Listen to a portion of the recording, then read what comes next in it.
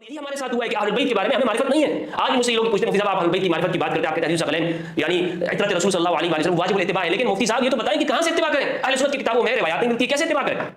تو میں آپ کو بتاؤں 100% میرے پاس بھی جواب نہیں ہے اس چیز کا، میرے پاس بھی جواب نہیں ہے. یقین جانیں مجھے بھی وقت چاہیے، مجھے بھی اس چیزوں کو اہل سنت کے اصولوں کے مطابق سمجھنے کی کوشش کر رہا ہوں کہ ایک ایک مسئلہ، کیونکہ آپ خود سوچیں 1400 سالوں سے ایک چیز کو اتنا چھپایا گیا ہو اور اس کے مقابلوں میں دوسری چیزوں کو بڑھایا گیا ہو تو وقت تو لگے گا بھائی. اندر کی زندگی کتنی ہے اور مجھے وقت ہی کتنا ہوا ہے. کوئی نکھٹو سا تو شخص تھا جس کو اٹھایا اور اٹھا کے ماں باپ نے روٹی اور 2 وقت کی روٹی دینے سے جو ہے اپنی جان چھڑانے کے لیے مدرسے میں ڈالا. تو نے 10 سال اہل سنت کے مدارس میں تو نے لگا لیا، لیکن تجھے یہ پتہ ہی نہیں چلا کہ اہل بیت اطہار سے روایات کتنی موجود ہیں سائے ستہ کے اندر. تجھے یہ پتہ ہی نہیں چلا کہ حدیث ثقلین کیا ہے، تجھے یہ پتہ ہی نہیں چلا کہ قرآن کریم کی حقیقت کیا ہے، تجھے یہ پتہ ہی نہیں چلا کہ صحابہ اکرام کا مقام کیا ہے، تجھے یہ پتہ ہی نہیں چلا کہ اللہ کے نبی علیہ السلام کی شریعت ہی دراصل اہل بیت کی شریعت ہے. دراصل اہل بیت کی روایات وہی ہیں جو اللہ کے نبی علیہ السلام کی ہے. کیا اہل بیت نے کوئی الگ سے دین بنایا تھا؟ کیا اہل بیت کی کوئی الگ سے روایات تھی؟ کیا اہل بیت اطہار کا کوئی الگ سے شریعت تھی کہ تو کہتا ہے کہ اہل بیت کی شریعت اور روایات اہل سنت یہاں موجود ہی نہیں ہے تو ہم اتباع کیسے کریں؟ او بھائی اتباع کرنی ہے قل ان کنتم تحبون اللہ فاتبعونی یحببکم اللہ. اور کس کی اتباع کرنی ہے؟ لقد کان لکم فی رسول اللہ اسوۃ حسنہ، اللہ کے نبی علیہ السلام کی. بسم اللہ والصلاۃ والسلام علی رسول اللہ، اما بعد. محترم سامعین و ناظرین، آپ نے یہ کلپ ملاحظہ فرمایا. اب اس میں اتنے خطرناک زہریلے جملے ہیں کہ کوئی بھی عام سادہ لو مسلمان سنے گا تو وہ فوراً اس کو ایک جھٹکا لگے گا اور وہ سوچنے پہ مجبور ہوگا کہ واقعی ایسی بات ہے. اب اس شخص نے 2 باتیں جو کی ہیں، جو زہر کے 2 انجیکشن سادہ مسلمانوں کو لگائے ہیں. پہلا یہ کہ اہل بیت واجب اطاعت ہیں، یہ بات تو سمجھ آنے والی بات ہے، اہل بیت واجب الاطاعت ہیں. لیکن اس کے ساتھ جو اگلا لفظ ملایا، اس نے اگلا جملہ ملایا کہ اہل السنت والجماعہ کے کتب کے اندر کوئی بھی اہل بیت کی روایات نقل ہی نہیں ہے، ہم کیسے اہل بیت کی اطاعت کریں؟ یہ جب 2 جملے آپس میں ملتے ہیں تو یہ زہر کے 2 انجیکشن بن جاتے ہیں. اب اس شخص نے ایک دھوکہ دہی اور مسلمان سادہ لو مسلمانوں کو گمراہ کرنے کی جو ایک سازش ان کی ہے، جس پر یہ اپنے کئی عرصے سے کاربند ہے اور اسی سلسلے میں کبھی ایران کبھی عراق کے یہ چکر لگاتا ہے اور وہاں سے جو یہ ایک رہنمائی لے کے آتا ہے، گائیڈ لائنز لے کے آتا ہے اور اس کو آ کے پاکستان میں فالو کرتا ہے اور بڑے آرام اور بڑے بہترین اور بڑے سلیقے کے ساتھ یہ وہ انجیکشن لگانے کی کوشش کرتا ہے کہ مسلمانوں کی رگوں کے اندر وہ زہر بھی گھل مل جائے اور مسلمانوں کو پتہ بھی نہ چلے، اہل بیت کے نام پہ، قرآن کے نام پہ، حدیث ثقلین کے نام پہ. اب میں اس سے آپ سے پوچھتا ہوں، اس سے کیا پوچھوں گا، اس نے تو ظاہر ہے جو ایجنڈا یہ لے کے آتا ہے اس کو پروان چڑھانا ہے. میں آپ سے پوچھتا ہوں، کیا اہل بیت اطہار کا کوئی الگ مشن تھا نبی علیہ الصلوۃ والسلام سے ہٹ کر؟ کیا اہل بیت اطہار کی نبی علیہ الصلوۃ والسلام سے ہٹ کر کوئی تعلیمات تھی؟ کیا وہ روایات جو اللہ کے نبی علیہ الصلوۃ والسلام کی بخاری، مسلم، ترمذی، نسائی، سنن ابن ماجہ اور سائے ستہ اور دیگر کتب کے اندر ہزاروں روایات موجود ہیں، کیا اللہ کے نبی علیہ الصلوۃ والسلام کی وہ تعلیمات جو قرآن و سنت میں ہمیں ملتی ہیں، اہل بیت کی تعلیمات ان سے کوئی ہٹ کے تھی کہ جو روایات اہل بیت کی اس کو نہیں مل رہی، اگر مل جاتی تو سب جو ہے وہ لوگ ہدایت پہ ہو جاتے؟ میرا یہ عام سادہ سمپل سا سوال ہے. اب دیکھیے کہ اس نے زہر آلودہ انجیکشن کیا لگایا کہ اہل بیت واجب الاطاعت ہیں لیکن ان کی روایات اہل سنت کے ہاں ملتی نہیں ہیں. میں پوچھتا ہوں کہ سامنے ایک سادہ سی بات رکھتا ہوں کہ صحابہ اکرام خلفائے راشدین رضی اللہ تعالیٰ عنہم یہ سارے کے سارے بھی واجب الاطاعت ہیں، لیکن آیا کہ ان کی روایات آپ کو ملتی ہیں حدیث طیبات میں؟ حضرت سیدنا علی المرتضیٰ شیر خدا رضی اللہ تعالیٰ عنہ، ان کی روایات کو آپ دیکھ لیجئے، قرآن روایات کو آپ صحاح ستہ کے اندر دیکھ لیجئے، اور پھر سیدنا ابوبکر صدیق رضی اللہ تعالیٰ عنہ کی روایات کو دیکھ لیجئے، پھر بتائیے کہ کس کی زیادہ ہے.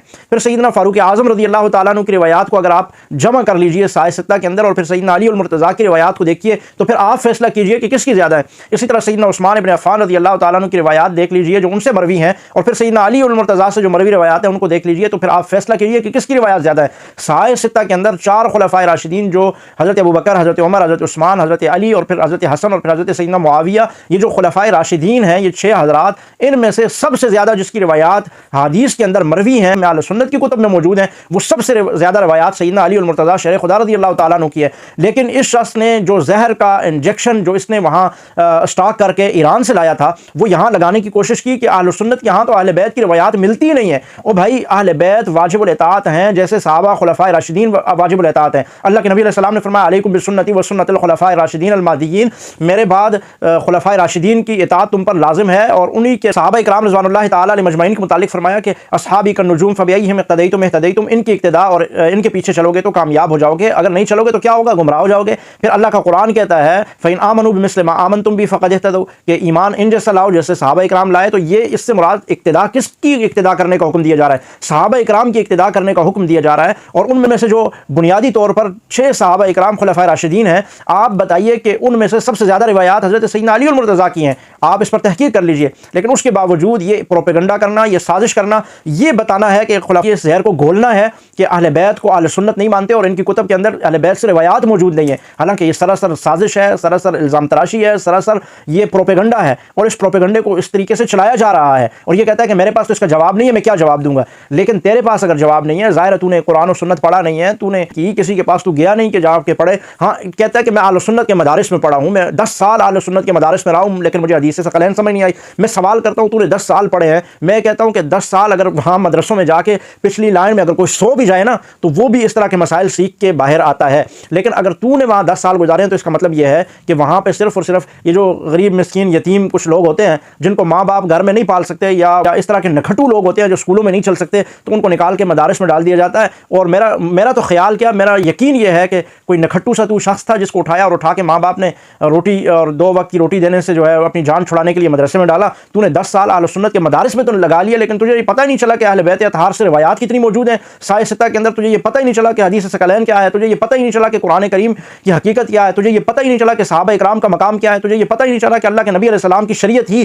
دراصل اہل بیت کی شریعت ہے۔ دراصل اہل بیت کی روایات وہی ہیں جو اللہ کے نبی علیہ السلام کی ہے۔ کیا اہل بیت نے کوئی الگ سے دین بنایا تھا؟ کیا اہل بیت کی کوئی الگ سے روایات تھی؟ کیا اہل بیت اطہار کا کوئی الگ سے شریعت تھی کہ تو کہتا ہے کہ اہل بیت کی شریعت اور روایات اہل سنت یہاں موجود ہی نہیں ہے تو ہم اتباع کیسے کریں؟ او بھائی اتباع کرنی ہے، قل ان کنتم تحبون اللہ فاتبعونی یحببکم اللہ۔ اور کس کی اتباع کرنی ہے؟ لقد کان لکم فی رسول اللہ اسوۃ حسنہ، اللہ کے نبی علیہ السلام کی اتباع کرنی ہے، اور اتباع اور پیروی اہل بیت نے بھی انہی کی اور صحابہ کرام نے بھی انہی کی۔ ہم نے کیا کرنا ہے کہ بس وہ ایک سلسلہ جو چلا، اہل بیت نے بھی حضور علیہ السلام کی تابعداری کی، صحابہ نے بھی کی، اس تابعداری کو، اس سلسلے کو، اس راستے کو ہم نے پکڑے رکھنا ہے، تھامے رکھنا ہے، اور اسی راستے پہ چلنا ہے، اور وہی راستہ ہمارے لیے نجات ہے۔ اب وہ کیا ہے؟ اب جب ماننے کی بات آتی ہے، جب عمل کی بات آتی ہے، جب روایات کی بات آئے گی، پھر تو تم پروپیگنڈے کر سکتے ہو کہ ہم اہل بیت کے اطاعت کرنا چاہتے ہیں، وہ ہم پہ واجب ہے، لیکن اہل سنت یہاں وہ روایات نہیں۔ میں تجھے بتاتا ہوں اہل سنت یہاں روایات موجود ہیں کہ اہل بیت اطہار نے، سیدنا حسن نے، سیدنا حسین رضی اللہ تعالیٰ عنہ نے حضرت معاویہ رضی اللہ تعالیٰ عنہ کے ہاتھ میں ہاتھ دے کر بیعت کی،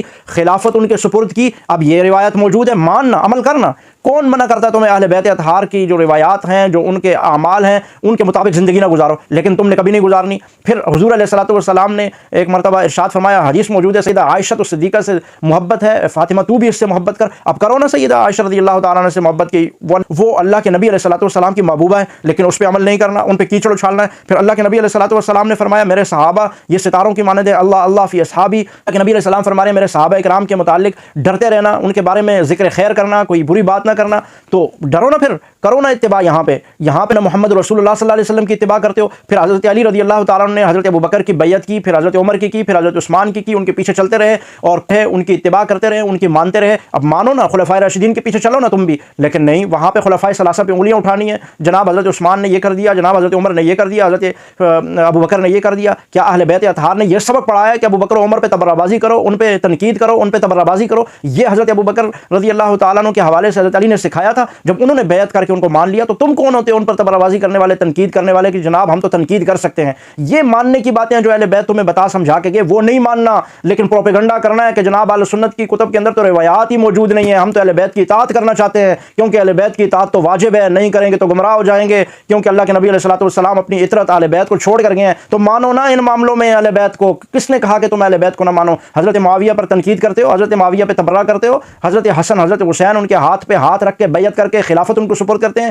بتاؤ نا، کیا اہل بیت اطہار کا وہ فرد، وہ شخص، وہ جو جنتی نوجوانوں کا سردار ہے، جس کو اللہ کے نبی علیہ السلام نے فرمایا ھذا ابنی سید، یہ میرا بیٹا سردار ہے، وہ سردار بیٹا جو جنتی نوجوانوں کا سردار ہے، وہ خود اپنی خلافت کو, وہ خلافت راشدہ جو سیدنا ابوبکر, سیدنا عمر, سیدنا عثمان, سیدنا علی سے چلتی ہوئی ان کو ملی تھی, یہ اٹھا کے اس خلافت کو حضرت سیدنا معاویہ رضی اللہ تعالیٰ عنہ کے سر پہ سجا دیتے ہیں, اور تم تبرہ بازی کرتے ہو جناب وہ تو بادشاہ تھے, زبردستی لے لی. کیا یہ جنتی نوجوانوں کے شہزادے, یہ سردار, یہ دنیا و آخرت کے سردار, کیا یہ ڈر جائیں گے, یہ دب جائیں گے, کیا یہ کمپرومائز کر جائیں گے؟ جس کو حقیقت نہیں سمجھیں گے اس کو خلافت دے دیں گے؟ کیا کسی باغی کو, کیا کسی گناہگار کو, کسی فاسق کو جو اللہ کے نبی علیہ الصلوۃ والسلام کی پیروی نہیں کرتا, جو اللہ کے نبی علیہ السلام اور ان کے خلفاء کی مانتا نہیں ہے, ان کے راستے پر نہیں ہے, ایک خلیفہ راشد سیدنا حسن ان کی اتباع بھی کر لیں گے, ان کی پیروی بھی کریں گے, ان کے ہاتھ پہ ہاتھ دے کر بیعت بھی کریں گے, ان کو خلافت بھی سپرد کر دیں گے؟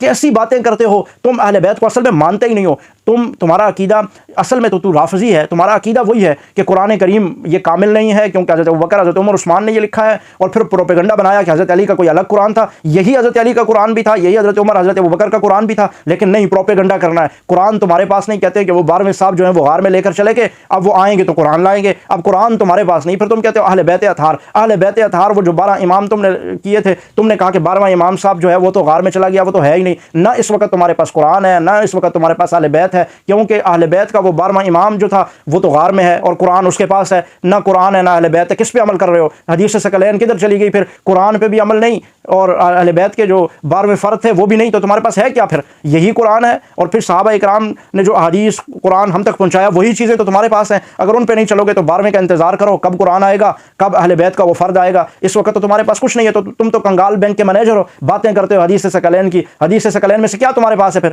قرآن ہے, قرآن تو 12ویں کے پاس ہے. اہل بیت ہیں, اہل بیت کا تو 12واں فرد آیا ہی نہیں ابھی, تو بتاؤ پھر کیا ہے تمہارے پاس؟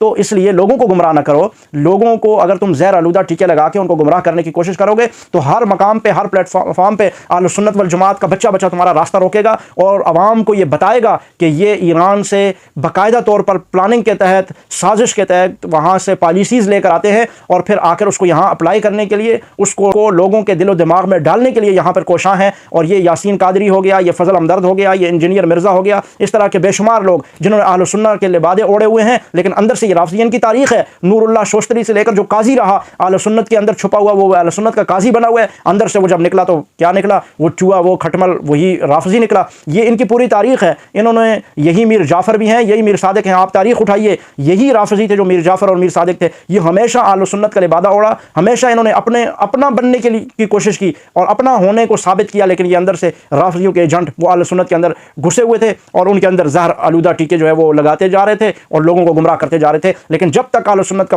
بچہ موجود ہے, تمہیں لوگوں کو گمراہ نہیں کرنے دے گا. میں آخری بات کر کے بات ختم کرتا ہوں کہ تمہارے اس سوال کا جواب, اہل بیت واجب الاطاعت ہیں.